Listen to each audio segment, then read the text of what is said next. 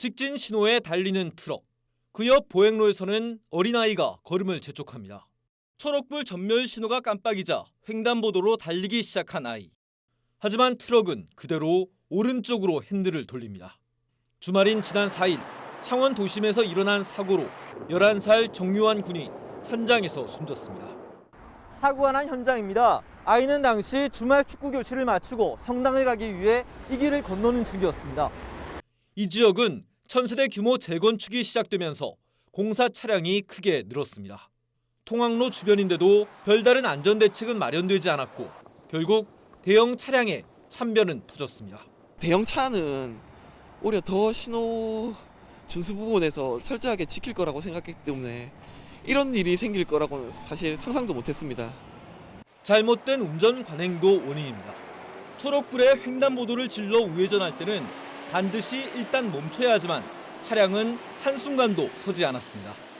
유가족들이 슬픔을 딛고 나선 것도 이런 관행을 고치기 위해서입니다. 진짜 많은 운전자들이 특히 이런 횡단보도가 있는 우회전, 좌회전 차로에서 보행자가 우선이라는 거 항상 인식해줬으면 좋겠습니다. 앞으로는 이런 일이 진짜 더 없었으면 좋겠습니다. 네. 큰형과 22살 차이 나는 5남매의 막둥이. 정유환 군의 생명을 앗아간 도로 위에는 꽃다발과 편지만이 횡단보도 옆을 지키고 있습니다. 경남 창원의 한 도로를 달리던 트럭이 잠시도 멈춰서지 않고 그대로 우회전합니다. 당시 초록불이던 횡단보도를 건너던 초등학교 4학년 학생이 트럭에 치여 목숨을 잃었습니다. 부산의 한 도로에서도 트럭이 보행자를 살피지 않고 우회전합니다. 이 사고로 횡단보도를 건너던 70대 남성이 목숨을 잃었습니다. 두 사고 모두 보행자를 살피기 위한 일시 멈춤을 하지 않아서 발생했습니다. 바쁘다는 이유 등으로 일시 멈춤을 하지 않는 운전자들은 여전히 많습니다. 지금요, 그 호출을 받아가지고 제가 좀 멀리서 호출을 받아가지고 지금 손님이 기다리고 있어요. 보행 신호가 초록불이면 보행자가 없을 경우 일시 멈춤 뒤 우회전할 수 있습니다. 하지만 신호가 바뀌기를 끝까지 기다리는 운전자도 있습니다. 사람 건너면 신호가 와서 그냥 서나 있다니까. 끝날 때까지. 지난 3년 동안 전국에서 우회전 교통사고로 보행자 212명이 목숨을 잃었고 다친 사람만 13,000명이 넘습니다. 이에 보행자 보호 의무가 더욱 강화된 법 개정안이 오는 7월 시행을 앞두고 있습니다. 핵심은 보행자 신호 초록불의 우회전 시 일단 멈춤입니다. 기존에는 횡단보도를 건너고 있는 보행자가 있을 때만 일시 멈춤을 하면 되지만 강화된 법은 보행자가 길을 건너려 횡단보도 앞에서 기다릴 때도 반드시 멈춰야 합니다. 그러니까 파란불일 때 진행하셔도 되지만 일단 일시 정지를 하셔서 자유를 살펴서 보행자가 없을 때 그때는 진행하실 수 있습니다. 오는 7월 이후 개정된 도로교통법을 어기면 기존의 벌금과 범칙금 이외에도 최대 10%의 보험료가 할증됩니다. 횡단보도 앞에 보행자가 있어도 잠시도 멈추지 않는 차량들.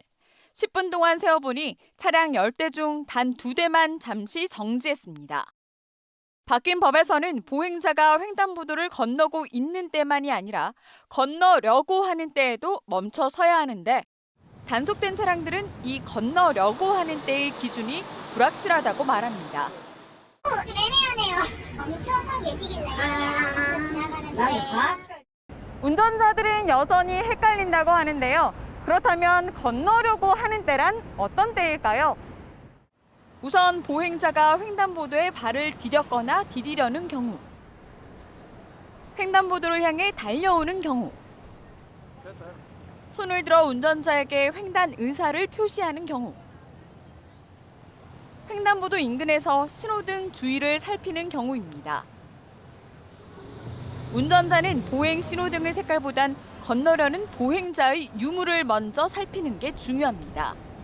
우회전하려는 횡단보도에 사람이 보이면 일단 멈추는 것이 안전합니다. 또 잠시 멈춰선 앞차에게 뒤에서 경적을 울려서는 안 됩니다. 보행자의 안전을 위해서 대기하는 차량이 있는데 거기에 경적을 빵빵 울리신다든지 하면은 범칙금 대상이 될 수도 있으니까 이 점 유념하시면 되겠습니다.